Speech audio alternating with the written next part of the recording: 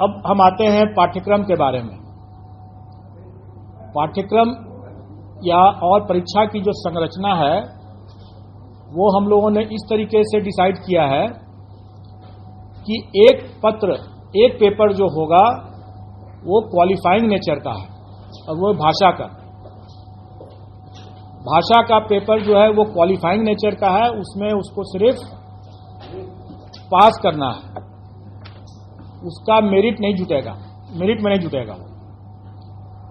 उसमें भाषा में 2 सेक्शन रहेगा। एक सेक्शन अंग्रेजी है जो सबको करना है और दूसरा सेक्शन में विकल्प है, मतलब कि वो हिंदी, उर्दू या बांग्ला।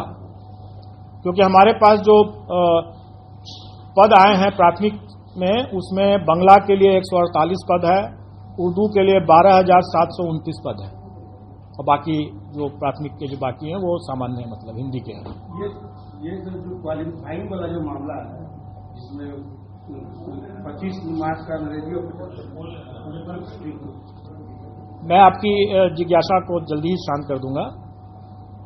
25 मार्क्स जो रहेगा वो, और सभी एग्जाम जो हमारे हैं वो एमसीक्यू बेस्ड है, मतलब कि ऑब्जेक्टिव टाइप के हैं और मल्टीपल चॉइस क्वेश्चंस हैं। और क्वालिफाइंग नेचर का जो पेपर भाषा का है उसमें अंग्रेजी 25 नंबर के रहेंगे, 25 प्रश्न, और हिंदी या उर्दू बांग्ला जो रहेगा वो 75 का रहेगा। उसमें से कोई एक चुनना है उनको। मतलब टोटल 100 नंबर के 100 प्रश्न रहेंगे और पूरे पेपर में उनको 30%, मतलब कि 30 नंबर न्यूनतम लाना होगा, तभी वो पास करेंगे, नहीं तो वो परीक्षा से, प्रतियोगिता से बाहर हो जाएंगे। इसमें जो लोगों को जिज्ञासा है कि पहला कि क्या 30% अंग्रेजी में अलग और हिंदी में अलग लाना है, तो ऐसी बात नहीं है। संयुक्त रूप से उनको 30% लाना है, मतलब 30 नंबर लाना है। इसके बाद अब मेन पेपर होगा।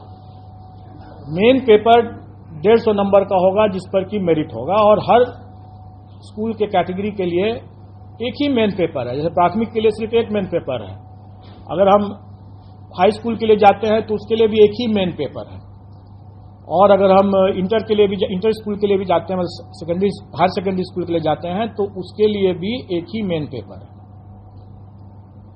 एक ही पेपर उसके बाद देना है। और वो अगर कोई अभ्यर्थी अगर तीनों श्रेणी के लिए अप्लाई करता है तो स्वाभाविक है कि उसको फिर तीनों पेपर देना होगा। अलग अलग दिन होगा लेकिन देना होगा तीनों। फिर मेरिट लिस्ट अलग अलग बनेगा क्योंकि सबके लिए अलग अलग वो परीक्षा है। अब रही बात कि जो भी 150 नंबर का जो मेन पेपर हुआ उसका कंपोजिशन इस तरह से रहेगा कि 100 क्वेश्चंस तो रहेंगे वही जो वो अपने विद्यार्थियों को पढ़ाते हैं, उसका टॉपिक, उसका चैप्टर, उसका विषय वो वही होगा जो अपने बच्चों को पढ़ाते हैं स्कूल में। इसलिए अगर ये जिज्ञासा है कि उसका हम सिलेबस में विस्तार करके दें, तो मेरा ये कहना होगा कि बिहार एग्जामिनेशन बोर्ड का जो सिलेबस है बच्चों के लिए, उसी को देख लें,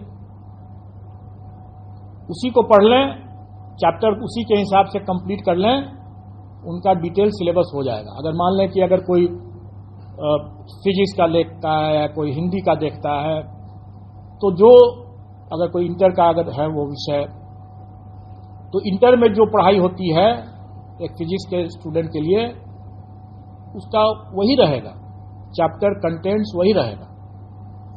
प्राथमिक विद्यालय में भी अगर जो बच्चों को जो पढ़ाते हैं शिक्षक, वो वही रहेगा कंटेंट, वही चैप्टर्स वही रहेंगे। मतलब सिलेबस का जो विस्तार, डिटेल सिलेबस की जो लोग मांग कर रहे हैं वो करना जरूरत नहीं है, क्योंकि अगर उसको देखना है तो अपने बिहार एजुकेशन बोर्ड का सिलेबस बच्चों का उठा कर देख लें और उसी की पढ़ाई कर लें। अब रही बात कि शिक्षक हैं वो बच्चों से उनका ज्ञान ज्यादा होना चाहिए, बच्चों से उनका स्तर ज्यादा होना चाहिए, तभी तो पढ़ा पाएंगे। तो स्वाभाविक है कि प्राथमिक शिक्षक के लिए जो अभ्यर्थी होंगे उनका चैप्टर तो वही होगा जो बच्चों को पढ़ाने वाला है, लेकिन उसका स्तर जो होगा वो बच्चों वाला तो नहीं होगा। उनका स्तर जो उनके लिए जो जैसे प्राथमिक शिक्षक के लिए न्यूनतम निर्धारित योग्यता जो है वो इंटर है,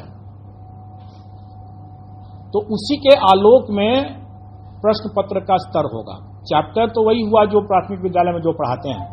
इसमें इसको लेकर के जो लोगों को कंफ्यूजन था कि हमारा क्या रहेगा, पाठ्यक्रम का कैसे मतलब डिटेल क्या रहेगा, तो मैंने बता दिया। अब रही बात की तो 100 नंबर के हुआ, बाकी 50 नंबर के जो रहेंगे वो सामान्य ज्ञान जो है, जनरल साइंस कह लें, जनरल स्टडीज कह लें, वो बेसिकली जो पहला जो 100 नंबर का जो हुआ वो उनके नॉलेज का टेस्ट होगा, और बाकी जो 50 नंबर का जो होगा वो उनके इंटेलिजेंस का टेस्ट होगा।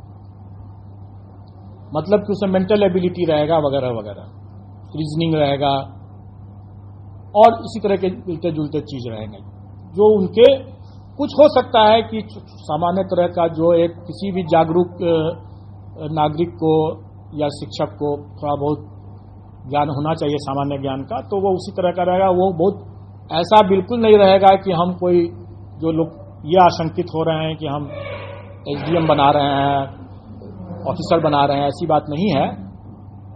वो भी लोक सेवक ही होंगे और जो एसडीएम जो है वो भी लोक सेवक ही होंगे, और किसी भी एक लोक सेवक को एक जो सामान्य ज्ञान का जो स्तर होना चाहिए, इसका स्तर उतना ज्यादा नहीं होगा।